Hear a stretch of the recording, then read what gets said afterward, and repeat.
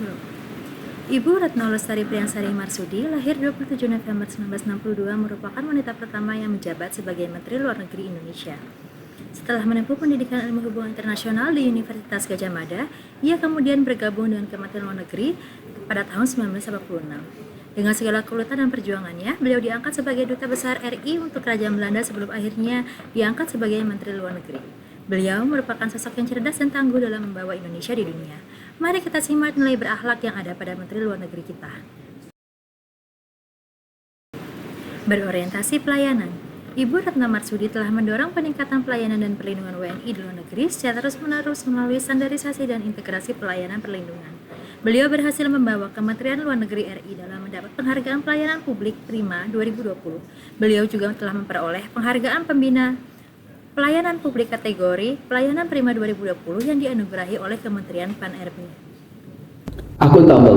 Retno Marsudi merupakan sosok Menteri Luar Negeri yang akuntabel. Hal ini dapat terlihat dari perannya yang secara aktif dalam menyuarakan, mendorong, mengajak, dan bekerja sama dengan bangsa dan negara lain untuk mendukung terlaksananya kemerdekaan bagi bangsa dan negara lain, serta menolak terhadap penindasan, kekerasan, serta penjajahan yang dilakukan oleh bangsa yang satu terhadap bangsa yang lain. Tindakan yang dilakukan oleh Menteri Luar Negeri seperti mengajak negara-negara lain untuk mendukung bagi terlaksananya kemerdekaan bagi negara Palestina, negara-negara yang diajak oleh Retno Marsudi selaku Menteri Luar Negeri seperti negara Slovenia, Austria, Norwegia, Pakistan, bahkan Rwanda. Tindakan yang dilakukan oleh Retno Marsudi ini mencerminkan sikapnya yang berani, tangguh, bertanggung jawab, konsisten, transparan, terbuka, serta komitmen akan tugas dan perannya sebagai Menteri Luar Negeri bagi bangsa dan negara Indonesia.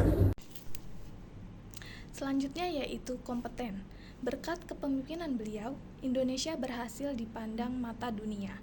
Indonesia berhasil menjadi anggota tidak tetap Dewan Keamanan PBB.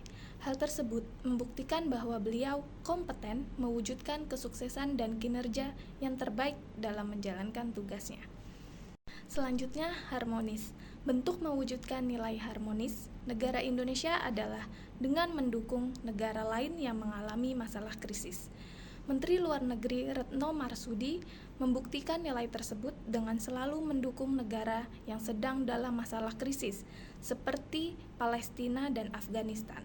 Hal tersebut memberikan contoh bahwa beliau berhasil mewujudkan nilai harmonis dalam kepemimpinannya sebagai Menteri Luar Negeri.